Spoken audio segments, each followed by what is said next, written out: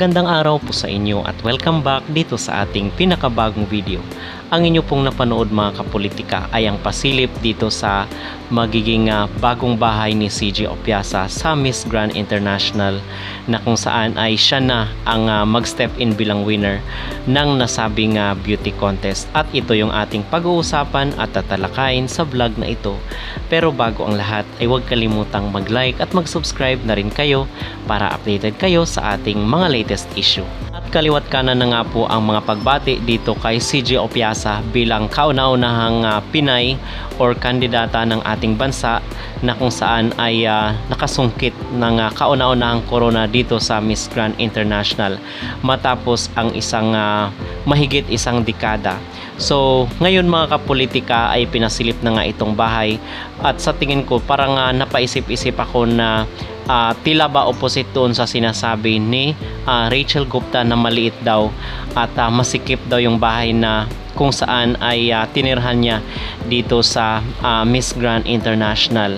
At marami nga sa mga netizen ang talagang napapaisip na sa ngayon kung talaga nga bang nagsasabi ng totoo itong si Rachel Gupta, most especially ngayon na naglabas na ng mga resibo itong si Mr. Nawat at pinost niya dito sa kanyang social media account.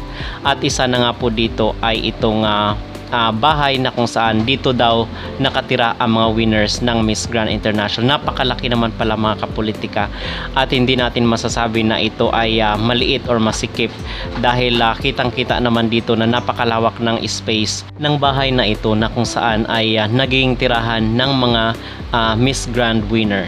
So wala tayong masabi mga kapolitika, at we are hoping for the best para dito kay CJ Opiasa, ang kauna-unahang Pinay na nanalo dito sa Miss Grand International. Okay?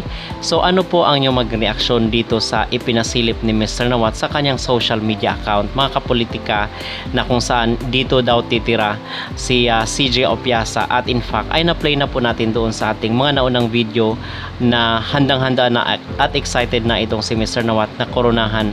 At yun palang crown mga kapolitika na kung saan ay ipinasilip ni Mr. Nawat, yun daw ang original, dahil napapansin na daw ni Mr. Nawat at tila wala na siyang tiwala dito kay Rachel Gupta kung kaya ipinagamit yung replica.